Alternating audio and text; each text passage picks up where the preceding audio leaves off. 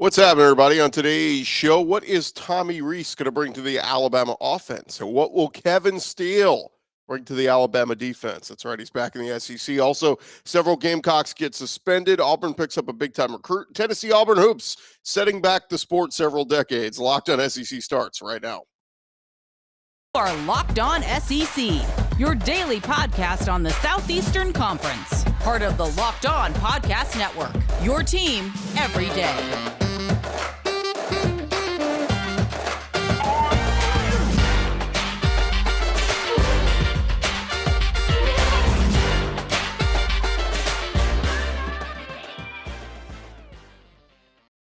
And what's happening, everybody? Welcome into Locked On SEC. It's great to have you guys along. Today's episode is brought to you by LinkedIn Jobs, helping you hire qualified candidates more efficiently and matching open roles with people who have the skills, values, and experiences to help you achieve your goals this year. Post your job for free at linkedin.com/lockedoncollege. Terms and conditions apply. I'm Chris Gordy. Thanks for making Locked On SEC your first listen every day. Remember, Locked On SEC is free and available on all platforms, including YouTube and at lockedonsec.com. All right, big news of the day. Really the last several days, we have Tommy Rees being hired as the offensive coordinator at Alabama to replace Bill O'Brien. And then the news came out late Sunday or on Sunday evening that Kevin Steele has been named the new Alabama defensive coordinator. And Steele's coached 4 separate SEC schools in various capacities. He takes over for Pete Golding, who is now the Ole Miss DC, but Steele, of course, connections to coached at Tennessee, coached at Alabama before, coached at LSU, coached at Auburn, and now he is back at Alabama. And we'll bring all this up to say our interview that we taped with Jimmy Stein, co-host of Locked on Bama and BamaInsider.com. We taped the interview with him literally moments before the Kevin Steele news came out. So we're going to throw to our interview where we got his thoughts on Tommy Rees as the OC and the possibility of Kevin Steele as the Bama DC. Now, again, news came out right after we taped this interview that Kevin Steele is indeed being hired as the new Bama DC. But without further ado, let's throw it to our interview with Jimmy Stein, co-host of Locked on Bama. Let's jump right into it. Joining us now on the phone lines is our buddy Jimmy Stein. He is the co-host of Locked on Bama. He writes for Bama Insider, has been doing this for a long time, and nobody better to talk about Bama hiring some new coordinators than Jimmy Stein. Jimmy, welcome in, man. How are you? Oh, doing great. I appreciate you having me on.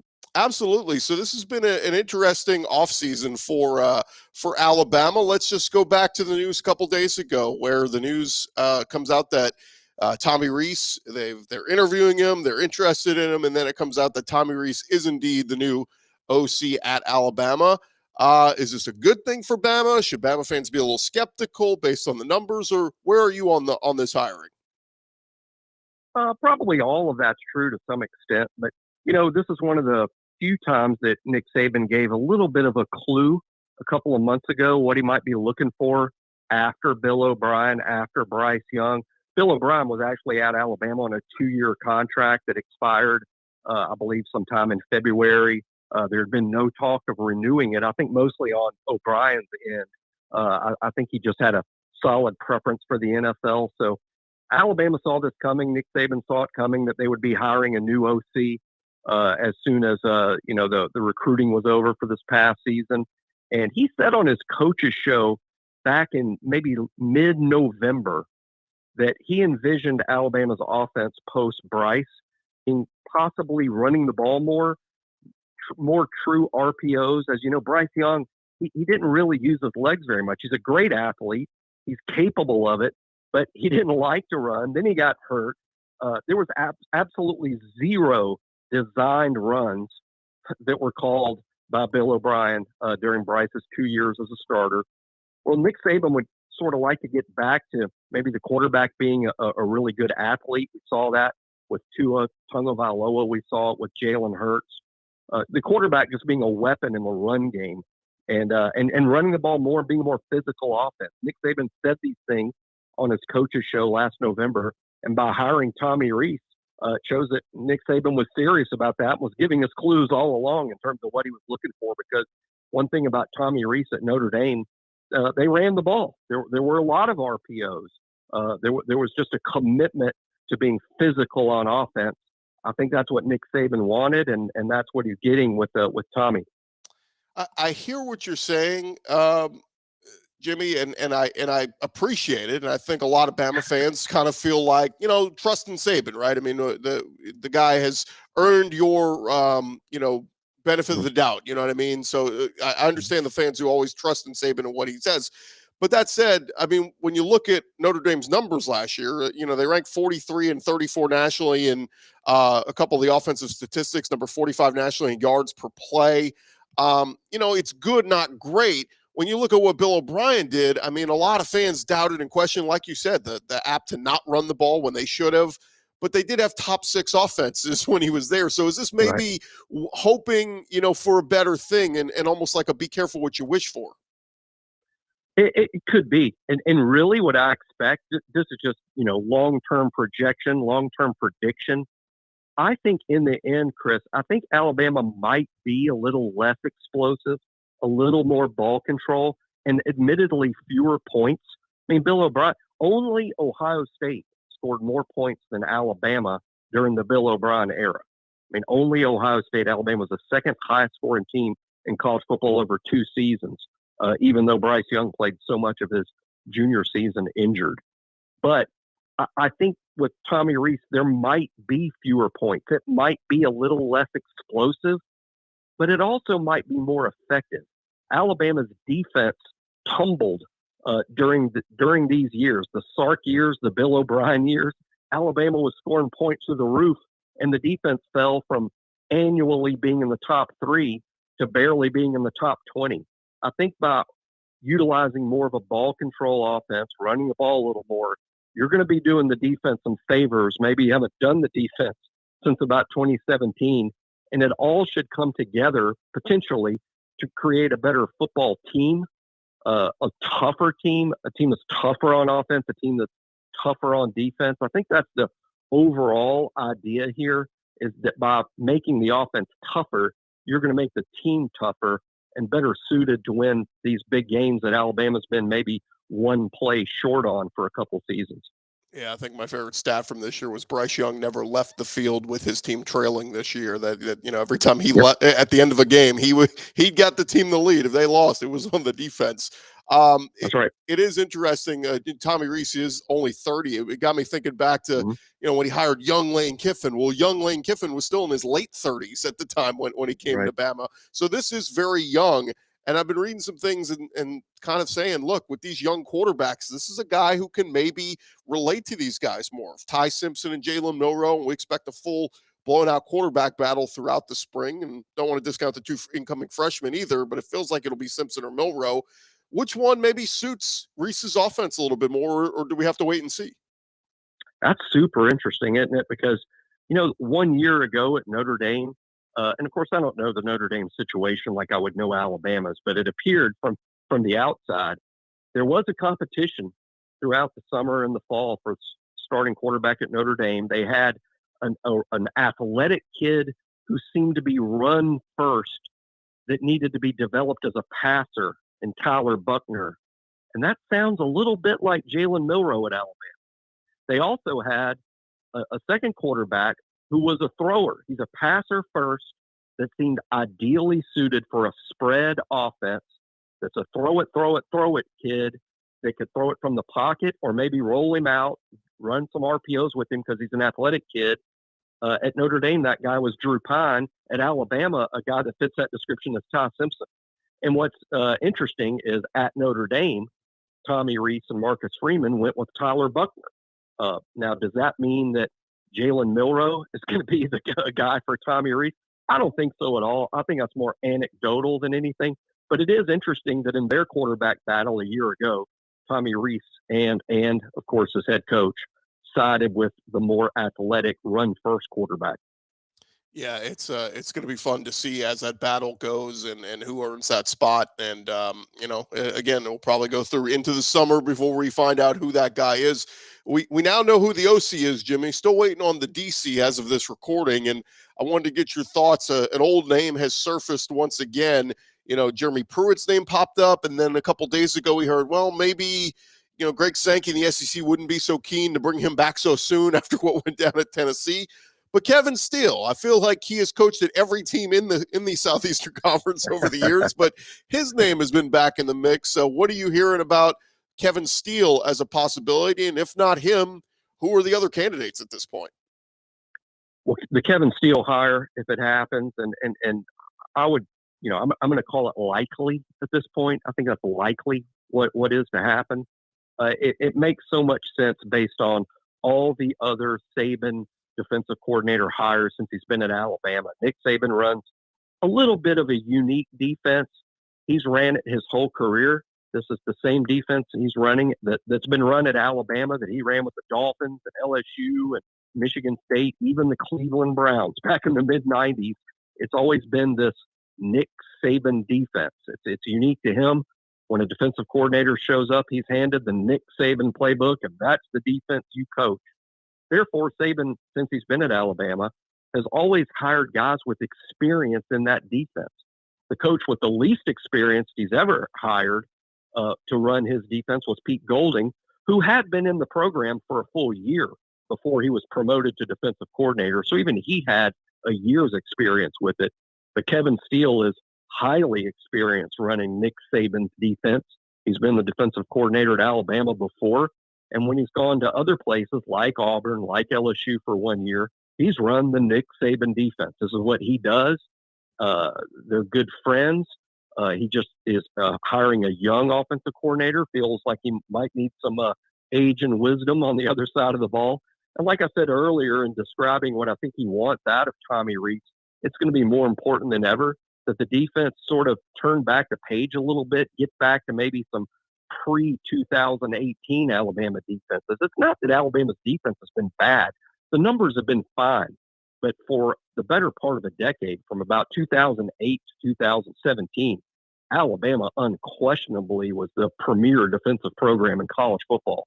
I think Alabama would like to return to that. That might mean giving up some of these 45-second possessions on offense that end up in either a touchdown or a 3-and-out, but wears out the defense. I think a little return, not all the way back to 2009 Alabama, but maybe 2017 Alabama, where there was more defense, more running the ball, and just more physicality. That's the charge for Tommy Rees on offense, and it would be the charge on defense for Kevin Steele. He is Jimmy Stein, co-host of Locked On Bama, and of course, you can read his stuff at Bama Insider. Been doing it for a long time. Jimmy, thanks so much for the time, man. Really appreciate it. Oh, thank you, Chris. All right, that's Jimmy Stein there, and does a fantastic job with Luke Robinson over at Locked On Bama, and those guys will be breaking it all down for you over the next couple of weeks as Bama rounds out their coaching staff. I want to thank you guys for making Locked On SEC your first listen every day. Coming up next, we're going to go around the conference as a couple of South Carolina players are in hot water in Columbia. We'll get to that in just a second. But first, I want to remind you guys this episode is presented by our friends over at LinkedIn Jobs. And if you are a small business owner or a hiring manager, you know success this year all depends on the team members you surround yourself with. That's why you got to go check out LinkedIn Jobs. With LinkedIn Jobs, you can hire qualified candidates more efficiently by matching open roles with people who have the skills, values, and experiences to help you achieve your goals. LinkedIn Jobs helps you quickly attract qualified candidates to your open jobs with targeting tools that go beyond the resume data by using insights from your job post, company, and their 875 million member profiles to put your post in front of the most qualified candidates. It'll identify the most qualified and connect them fast and for free. LinkedIn Jobs make it easier to screen and rate applicants based on your job qualifications. LinkedIn Jobs, helping you find the qualified candidates you want to talk to faster. Go post your job for free at linkedin.com/lockedoncollege. That's linkedin.com/lockedoncollege. Post your job for free. Terms and conditions apply.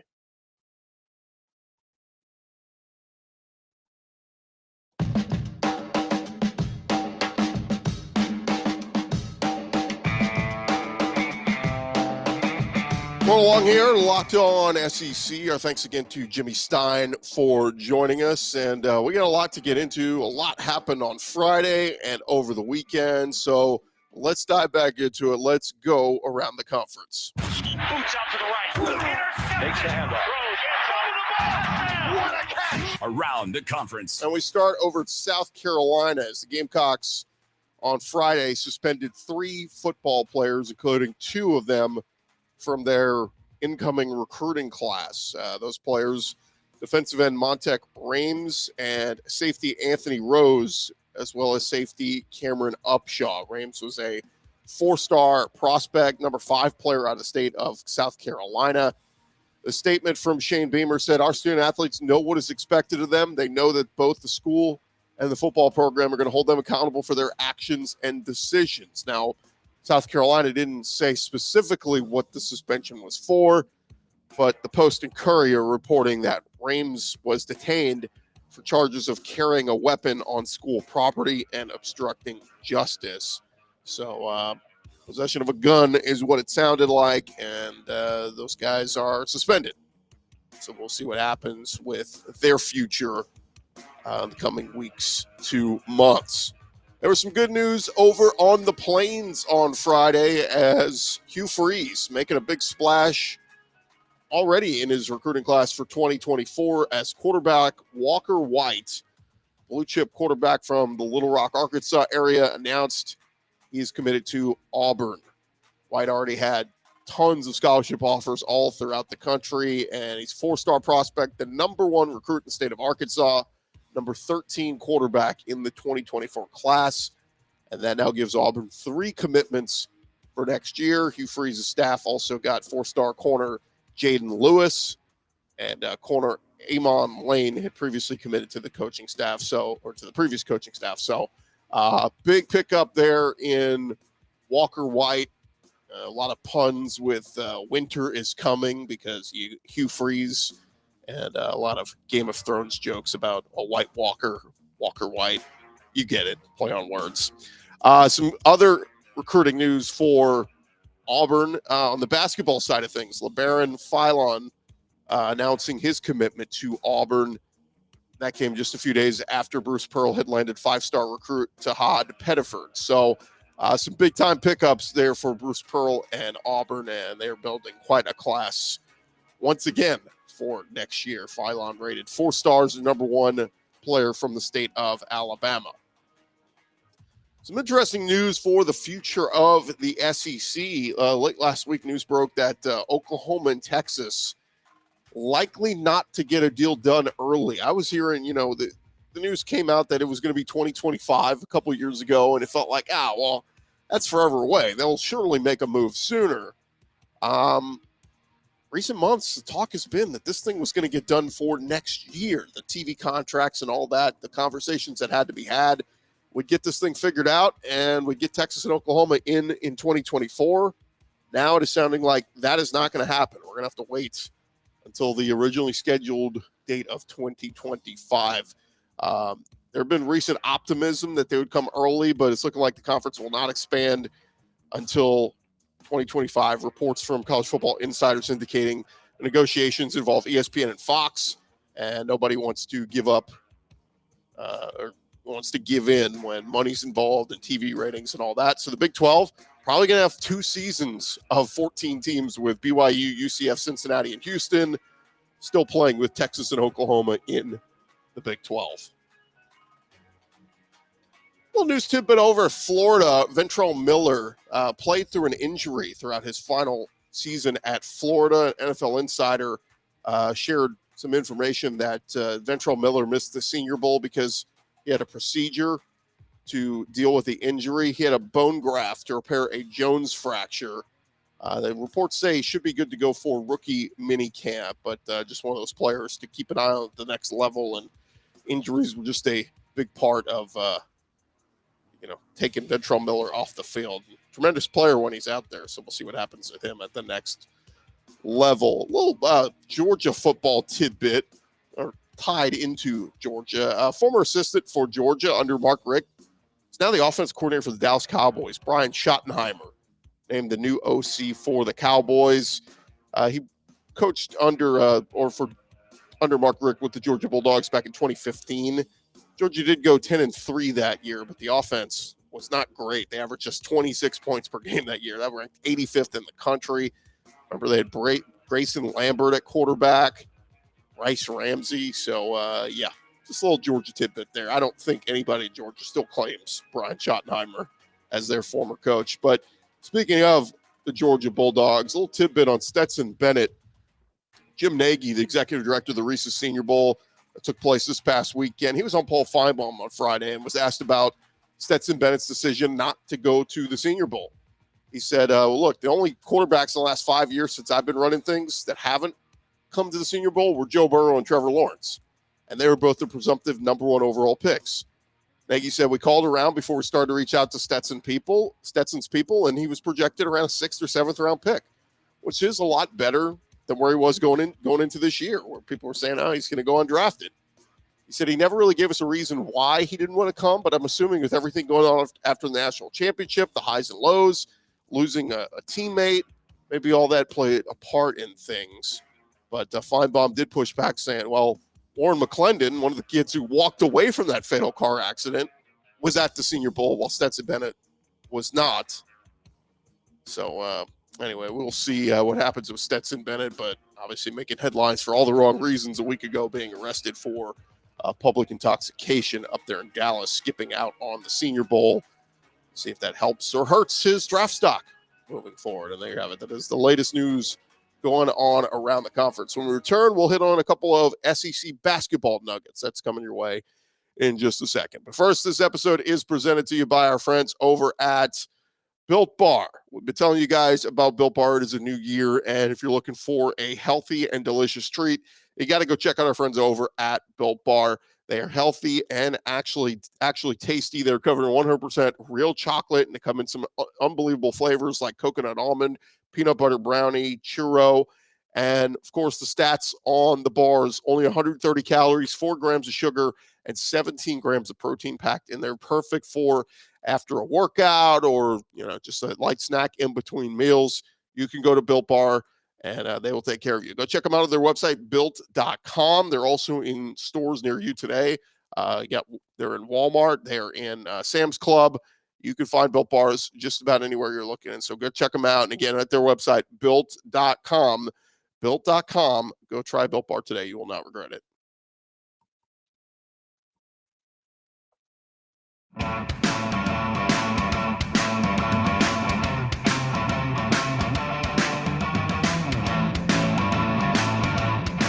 Going along here, Locked On SEC, and I want to hit on a couple of SEC basketball nuggets before we wrap things up. It was an interesting weekend of SEC hoops, a nice win for Kentucky, beating up on Florida, but some other notes. Number 2, Tennessee managed to bounce back Saturday with a win over number 25, Auburn, but it was an ugly, low-scoring game at Thompson Bowling Arena. The Vols came away with a 46-43 win. ESPN putting out there, it was among the lowest scoring games ever between ranked teams in the shot clock era. The 89 combined points marked the new lowest scoring ranked contest between SEC teams in the AP poll era. Both teams struggled to shoot from the floor. Auburn shot 23%, while Tennessee shot 27%. Josiah Jordan-James led the Vols at 15 points. He was the game's highest leading scorer. And it was a controversial finish. Wendell Green from Auburn missed a 3-point attempt in the final seconds. Looked like he was fouled. No foul was called. But, look, you don't get the benefit of the doubt in this game. You score 50 points. Nobody should be complaining on either side. But congrats to the Vols on a much-needed win. And Auburn going through a tough stretch now of a bunch of losses, and schedule does not get any easier for them. They will get College Game Day. They are announced they are heading for the February 11th broadcast. They're heading to Auburn as the Tigers prepare to host Alabama in an SEC rivalry showdown. Game Day will be on site from 11 a.m. to noon Eastern with Auburn versus Alabama. That'll be a 1 p.m. Central tip on ESPN. And with Auburn getting Game Day to come to campus, Tigers are just the second team in the country to host Game Day each of the past 3 seasons. Duke is the only other school to do that. And as things currently stand, next Saturday's game, likely going to be a top 25 matchup. We'll see what happens with Auburn. If they drop them, likely going to drop them out of the polls coming out today. But we will see Tigers and Alabama checking in at number 4 in the latest AP poll, and Auburn facing number we're going to be facing a tough schedule coming up in the next couple of weeks. And so we'll see if Auburn can respond, maybe get a monster resume win over Alabama. That would certainly help them. Another SEC hoops note, Rajon Rondo last weekend made a visit to Rupp Arena. Former Wildcat star has been got a resume out of this world. 2-time NBA champion, 4-time NBA All-Star, was an SEC All-Freshman team selection. He's reportedly been in the mix to join the staff under John Calipari. Another former player, Tyler Ulis, joined the Kentucky staff to begin his coaching career. Now Cal appears to want to do something similar with Rondo. Kentucky Sports Radio reported that Calipari likes how things have worked out, both sides benefiting tremendously with Tyler Ulis, and it's led him to begin working toward adding another student assistant to the mix in Rondo. Rondo currently taking classes at Kentucky and spending more time around the basketball program. So can't hurt to have those kind of guys with that kind of experience on the coaching staff to help out. And there you have it. That is the latest news going on around the conference. We will be back with you tomorrow talking all things SEC.